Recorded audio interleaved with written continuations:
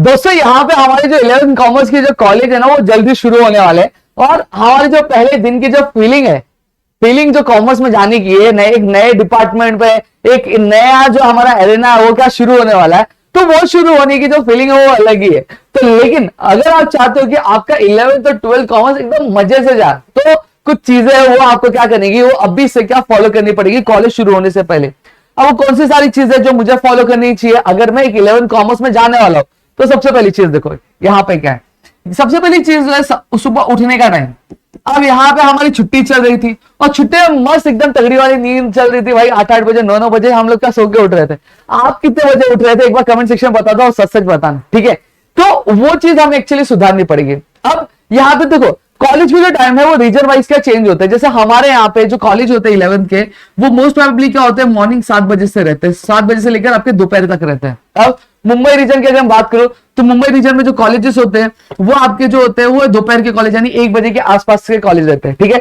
भले आपका कॉलेज जो है सुबह 7 बजे का रहेगा, तो बट ऑब्वियसली बात है भैया उठना ही पड़ेगा। और अगर आपका 1 बजे से भी कॉलेज है या फिर 12 बजे से भी कॉलेज है, तो ये आदत डाल लो कि आपको क्या करना है, आपको जल्दी क्या उठना है, ठीक है। और जल्दी उठना है इस वजह से, देखो 7 बजे का कॉलेज है तो बट ऑब्वियसली बात आप तैयार हो गए, अच्छे से एक ब्रेकफास्ट लोगे ताकि आप जब पहले लेक्चर में तो एकदम फ्रेश होके जाओ, ठीक है। ये नहीं कि नीचे नींद आ रहा है, ये चीज नहीं करनी है, समझ में आ गया। और अगर आपका जो कॉलेज अगर 1 बजे का भी है तो आप भी जल्दी उठ जाओ, क्यों, क्योंकि आपके लिए वो बेनिफिट होगा। आप मॉर्निंग में उठोगे, मॉर्निंग में जो भी सब्जेक्ट हार्ड लग रहा है या फिर जो चीजें लर्न नहीं हो रही है वो सब्जेक्ट आप लेके बैठ जाओ, ठीक है। वो सब्जेक्ट की लर्निंग करना आप चालू कर दोगे, तो यहां पे आपका जो चीज है वो जो सब्जेक्ट है वो आपको इजीली क्या लर्न होना चालू हो जाएगा। जो लर्निंग वाला पार्ट है, सुबह माइंड फ्रेश होता है, जल्दी से क्या अंदर जाकर हमारे दिमाग में क्या आराम से क्या पहले आता है, ठीक है। तो सबसे पहली चीज सुबह उठने का टाइम एकदम फिक्स कर लो, जल्दी उठा करो भाई। सुबह उठोगे 8 बजे 9 बजे तो चीजें चलने वाली है।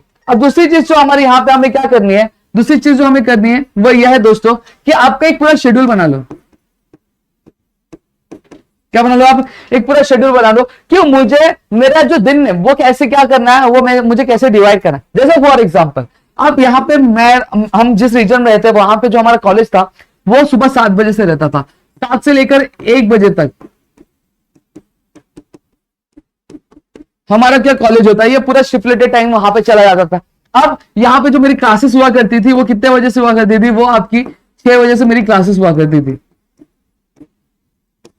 ठीक है। 6 से मेरी 8 क्लासेस हुआ करती थी शाम के। अब यहाँ पे ये जो दो पूरा स्लॉट है, ये पूरा स्लॉट तो मेरा फिक्स हो गया। अब यहाँ पे अगर मैं चीज बात करूं तो यहाँ पे एक दोपहर का टाइम मेरे पास बहुत अच्छा खासा खाली मिल जाता है, और यहाँ पे भी। अब यहाँ पे मैं क्या कर सकता हूं, मैं आपका 1:1:2 का मैं फॉर्मूला के यहाँ पे क्या अप्लाई कर सकता हूं। 1:1:2 का फॉर्मूला मतलब क्या हो गया सर, मतलब यहाँ पे आप एक एक आवर जो है डेडिकेट कर सकते हो अपने सब्जेक्ट के लिए। जैसे फॉर एग्जाम्पल आप एक थियोरी सब्जेक्ट लेके बैठ लो, वाह उसका आप लर्निंग कर सकते हो। एक आप क्या कर सकते हो, आप 1 घंटा पूरा दे दो आपके किसके लिए, आपके बीकी की सॉल्विंग के लिए डेली बेसिस पे, ठीक है। और एक दो 2 घंटे का जो काम होगा वो क्या कर सकते हो, आपके होमवर्क असाइनमेंट जो सारी चीजें वो सारी चीजें कर लो। अगर टाइम बचता है तो क्या करो, इसमें जो टाइम बचेगा उसमें एक और थियोरी ले लो, या फिर जो कुछ पढ़ा है उसका क्या करो, उसका रिवीजन कर लो, ठीक है। मैंने 2 घंटा तो बहुत ज्यादा दे दिया, लेकिन होता है कभी कभी कि काम बहुत ज्यादा मिल जाता है, असाइनमेंट्स मिलते हैं, प्रोजेक्ट्स मिलते हैं, ऐसी बहुत सारी चीजें मिलती है जो हमें करना रहता है। अब ये तो 2 घंटे मैंने दिए ना, सिर्फ आपके कॉलेज के वर्क के लिए नहीं दिए। यहाँ पे मैं आपको ये सजेस्ट कर रहा हूँ कि आप 2 घंटे में आप अपने क्लास वर्क, अपना स्कूल का भी होमवर्क कर लोगे यानी कॉलेज का, और प्लस अगर आप क्लासेस जा रहे हो तो क्लासेस का जो काम है वो भी आप क्या कर लोगे इजिली, समझ में आ गया। तो यहाँ पे आपका ये शेड्यूल बन जाता है, ठीक है। तो इस तरह से आपको पूरा कंप्लीट शेड्यूल बना लेना और प्लस टारगेट सेट कर लेना है। टारगेट किस चीज का सेट करना है सर, कि आपको इस हफ्ते में कितना सिलेबस कवर करना है, ठीक है। जब एक टारगेट से चलोगे, एक सारी चीजों के चलोगे, तो आप क्या कर पाओगे, आप कम से कम टाइम में बहुत ही अच्छा सादा सिलेबस क्या कर पाओगे, कवर कर पाओगे दोस्तों, ठीक है। अब आज सोचो कि आज एक चैप्टर नहीं करूंगा, दूसरा चैप्टर करूंगा, तीसरा चैप्टर करूंगा, तो डेली वाइज मत करो। एक हफ्ते का पहले एक पूरा शेड्यूल बना लो कि मुझे चीजें इस तरह से करनी है, और आपको क्या करना है, आपको वो चीज क्या फॉलो करनी है। समझ में आया, इतनी चीजें मेरे ख्याल से आपको क्लियर हो गई होंगी। अब यहां पे अगर मैं बात करूं तो साथ ही साथ अब बहुत सारे मेरे दोस्त थे, उनका ये सवाल था कि सर हम जो है हमें क्या एक्सरसाइज अभी से पढ़ना चालू कर दे क्या, तो देखो चालू कर दो, कॉलेज के भरोसे मत रहो, ठीक है। आप चालू कर दो, आप देखो टेक्स्ट बुक वही है, सारी चीजें वही, उसी में से आएगा, उससे ज्यादा कुछ नहीं आएगा। तो आपके जो एक्सरसाइज क्वेश्चन है, अगर आप लर्न करना चालू करना चाहते हो तो कर लो, और यहाँ पे 360 डिग्री माइंड मैप का यूज करोगे तो बट ऑब्वियस सी बात है आपका जो एक्सरसाइज क्वेश्चन होगा वो यू आपको क्या लर्न हो जाएगा, ठीक है। आप इस तरह से क्या पूरी जो चीज है वो आप क्या कर सकते हो।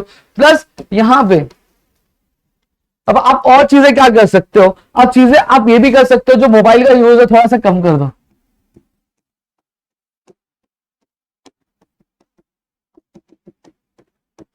मैं ये नहीं बोल रहा बंद कर दो, मैं बोल रहा कम कर दो। बंद और कम में फर्क होता है। अभी हम फ्री है, हम घर पे बैठे हुए, तो हम जो लगातार बहुत सारा इंस्टाग्राम हो गया, फेसबुक हो गया, व्हाट्सएप हो गया, यूज स्नैपचैट, बेसिकली खाते पीते कुछ भी, ये फ्रैंकी खा रहे स्नैप भेज दिया, तो ये हमेशा चलता रहता है। तो वो जो टाइम है वो थोड़ा सा कम कर दो, कम बंद करने नहीं बोल रहा, कम कर दो। वो कम कर दोगे तो कहीं ना कहीं थोड़ा सा जो फोकस है अपने स्टडी पे कर लो, ठीक है।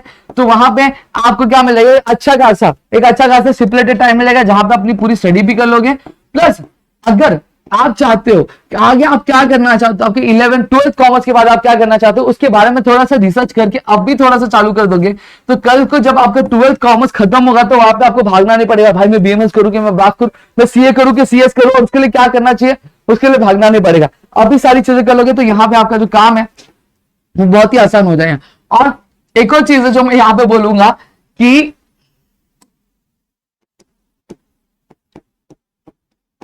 कॉन्फिडेंस बिल्डअप करना चालू कर दो। अगर कहीं पे लैक करो, हाँ एक चीज बोलो, कॉन्फिडेंस पे काम करना, ओवर कॉन्फिडेंस में मत काम करा। भैया कॉमर्स लिया है, 11 12 तो एवं मजे करके निकलेंगे, कोई टेंशन ही नहीं है। ये एक जो माइंडसेट है निकाल दो, समझ में आ गया। कि अगर ये सोच के चल रहे हो कि मेरे 11th में मजे करूंगा, 12th में पढ़ूंगा, तो भैया कुछ पल्ले नहीं पड़ने वाला, मैं आपको बता दे रहा हूं, समझ में आ गया। चाहे वो बीके ही हो गया, चाहे इको ही हो गया, चाहे ओसीएम हो गया, भले आपके जो चैप्टर्स है, इको के चैप्टर्स आपके 12th के रिलेट नहीं करते, ओसीएम के चैप्टर्स 12th में रिलेट नहीं करते, एसपी के चैप्टर्स 12th में रिलेट नहीं करते, लेकिन कहीं ना कहीं अगर एक बार माइंडसेट बन गया ना कि मैंने अपना इकोनॉमिक्स 11th में नहीं अच्छे से पढ़ा, 12th में नहीं पढ़ा है, कहीं ना कहीं उसका असर आपके 12th के बोर्ड एग्जाम में आपको देखने मिलेगा दोस्तों, ठीक है। तो ये गलती मत करना। और बीके अगर छोड़ दिया ना, जर्नल किस तरह से करना है, लेजर किस तरह से करना है, फाइनल अकाउंट्स किस तरह से करना है, ये बहुत ही 3 मेन इंपॉर्टेंट टॉपिक्स है, समझ में आ गया। जर्नल, लेजर और आपका फाइनल अकाउंट्स, ठीक है। अगर ये 3 टॉपिक्स अगर अच्छे से नहीं समझे ना तो हो गया, कल्याण हो गया, काम तमाम हो गया, समझ में आ गया। क्योंकि सारे जो आपके 12th के होंगे, ये सारी चीजें जो है, ये सारी चीजें आपके इन टॉपिक पे बेस्ड है। तो ये 3 टॉपिक तो बहुत अच्छे से कर लेना, वरना हालत खराब है भाई, हालत खराब है, समझ में आ गया। तो इसलिए बोल रहा हूं ये सारी चीजें करो, और ये निकाल दो कि कॉमर्स लिया है तो आराम से हो जाएगा, होगा, लेकिन जब करोगे तब होगा, समझ में आ गया। अगर खाना दिया है, परोसा है, उसके लिए भी निवाला उठा के मुंह में डाल के चबाना पड़ता है, तब जाके चीजें होती है, तब जाके वो आपके पेट में जाता है। आप पढ़ोगे ही नहीं, आप बोलेगे भाई एक दिन बोलो पढ़ेंगे तो चल जाएगा। एक सीधी सीधी एग्जांपल है कि अगर आपको 8 दिन का खाना अगर एक दिन में दे दिया जाएगा तो खा लोगे क्या? नहीं खाओगे भी तो डाइजेशन पूरा क्या हो जाएगा, खराब हो जाएगा, सही बात है। सबसे पहली चीज खा ही नहीं पाओगे। सेम चीज आपकी पढ़ाई के साथ भी, थोड़ा थोड़ा करके तो करोगे तो इजी हो जाएगा। एक दिन पूरा करोगे, एक दिन में पूरा कुछ नहीं होने वाला, समझ में आ गया। तो यहाँ पे आई होप आपको चीजें समझी होंगी। मन में और भी कुछ डाउट है, शंका है, आशंका है, प्लीज कमेंट सेक्शन में कमेंट करो, ताकि हम उसके लिए आपके लिए एक डेडिकेटेड वीडियो लेकर आ सके। और भी कुछ डाउट्स है तो फटाफट बताओ, हम आपका क्या एक पर्सनली जवाब देने की कोशिश करें। तो मिलेगा हमारे नेक्स्ट वीडियो में, तब तक के लिए घर पे सुरक्षित, अपना ध्यान जरूर रखिए दोस्तों।